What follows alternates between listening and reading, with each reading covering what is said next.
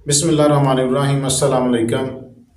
मसवाक नबी पाक सल्लल्लाहु अलैहि वसल्लम की वो प्यारी सुन्नत है जिसे आप सल्लल्लाहु अलैहि वसल्लम ने अपनी ज़िंदगी के आखिरी अय्याम में भी जारी रखा। हत्ता कि बीमारी की हालत में हज़रत आयशा सिद्दीक़ा रज़ियल्लाहु तआला अन्हा आप सल्लल्लाहु अलैहि वसल्लम को मसवाक चबा कर नरम करके देती।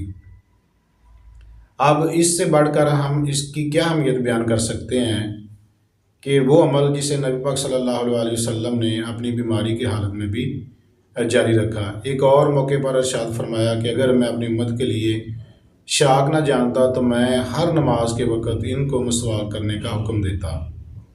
मसवाक करने के कमोबेश 70 फ़ायदे हैं और इनमें से एक फ़ायदा ये भी बयान किया गया है कि मसवाक करने वाला शख्स वो मुसलमान जो मसवाक को बाकायदगी से करता है, अल्लाह ताला उसे मौत के वक़्त कलमा पढ़ने की तौफीक देता है। तो इसका मतलब ये है कि ये असाब को बहुत मजबूत करती है।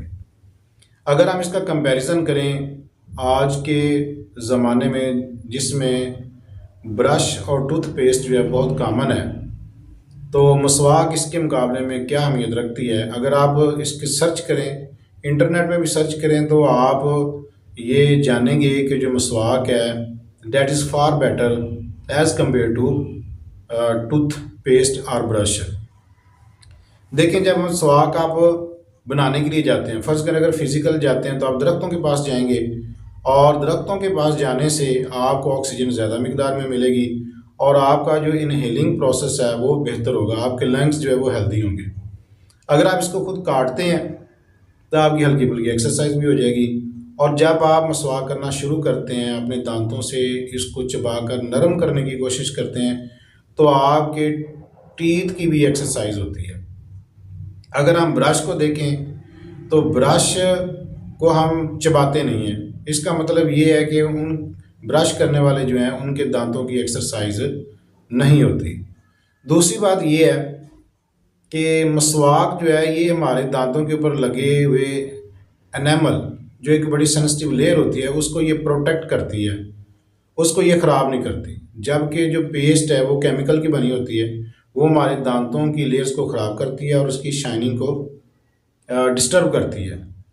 एक और बात, जो पेस्ट है ये जब उस लेयर को एनामल को ख़राब कर देती है तो फिर पीले, हमारे दांत पीले होना शुरू हो जाते हैं और फिर ये जो केमिकल्स हैं जिसे हम पेस्ट बोलते हैं ये उनको रिमूव नहीं कर सकती। जबकि मसवाक जो है पहले नंबर पे तो वो उस लेयर को ख़राब नहीं करती, अगर दाग पड़े भी तो उन दागों को बगैर दांतों को नुकसान पहुंचाए हुए रिमूव कर देती है। दूसरी बात ये है कि ये जो मसवाक है ये अगर हमारे दांत को कीड़ा लग गया, यानी कि हमारे दांतों के डिके को कम करती है, अगर वो कीड़ा लग चुका है तो उसको ये मिनिमाइज करेगी, उसके असरात को कम करेगी, वहाँ पे रोक देगी। जबकि पेस्ट जो है ये चूँकि मीठी होती है, इसमें बच्चे भी चूँकि ये टूथ पेस्ट यूज़ करते हैं और कंपनीज जो हैं इसके अंदर वो फ्लेवर और टेस्ट डालने की कोशिश करती है, वो जो इसके अंदर केमिकल्स होते हैं या जो इसका स्वीटी टच होता है वो डिके को बढ़ाता है, लिहाजा बच्चों के दांत ख़राब हो जाते हैं और फिर वो मुसलसल ख़राब होना शुरू रहते हैं, उनका जो रिवर्स प्रोसेस है वो स्टार्ट नहीं होता जब तक हम पेस्ट को छोड़कर मसवाक में नहीं आएंगे। दूसरी बात, जो हमारे मसूड़ों की बीमारी हैं ये इसके लिए मसवाक बहुत अच्छी है।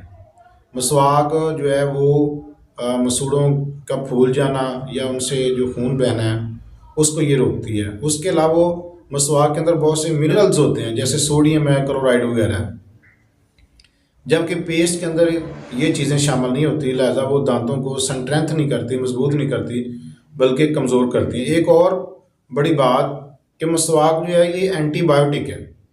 एक हमारे दोस्त बताते हैं कि उन्होंने दांत निकलवाया और कई दिन तक उनकी ब्लीडिंग नहीं रुकी, फिर उन्होंने निम जो होती है निम उसकी मसवाक की है और उनकी वो ब्लीडिंग रुकी, उनका खून रुक गया। तो इसका मतलब ये है कि ये जो मसवाक है ख़ासकर के निम की या और कड़वे दरख्त की ये बहुत बड़ी एंटीबायोटिक के तौर पर भी काम करती है। तो एक तो ये कंपैरेटिवली सस्ती पड़ती है, पेस्ट महंगी है और फ़ायदे जो हैं मसवाक के ज़्यादा हैं, पेस्ट के कम हैं। एक और बात, जब हम मसवाक करते हैं तो मसवाक जो है कि वो आहिस्ता आहिस्ता कम होना शुरू हो जाती है। अगर आप डेली ताज़ा करते हैं तो ये बहुत अच्छी बात है। अगर आप 2 दिन या 3 दिन उसको इस्तेमाल करते हैं तो आहिस्ता आहिस्ता जो है वो कंज्यूम होती जाती है। जबकि ब्रश जो है, अगर आप गौर से देखें तो वो एक तो प्लास्टिक का बना होता है, उसके जो रेशे रेशे होते हैं वो भी प्लास्टिक के होते हैं, और जहाँ पे वो रेशे लगे होते हैं, आप उनकी जो ग्राउंड है उसको ज़रा एग्जामिन करें कि वो कितनी डर्टी होती है, कितनी गंदी होती है, जरासीम से वो भरी पड़ी होती है। जब हम उसको एक ब्रश को इस्तेमाल करते हैं तो मल्टीपल जर्म्स जो हैं वो हमारे मुंह में चले जाते हैं। और उसके अलावा आपने ये बड़ी एक कॉमन सी प्रैक्टिस आपने सुनी होगी कि हार्ट पेशेंट को जब दिल की तकलीफ़ होती है तो एक टैबलेट रखते हैं उसकी ज़ुबान के नीचे और फौरी उसको रिलीफ मिलता है। तो ये इसका मतलब ये है कि जो हम चीज़ मुंह में डालते हैं, जो पेस्ट हम यूज़ करते हैं, वो उसकी सेंसिटिविटी जो है वो हमारे ब्लड के अंदर शामिल होती है, और फिर जब हम खाना खाते हैं यही जो पेस्ट है वो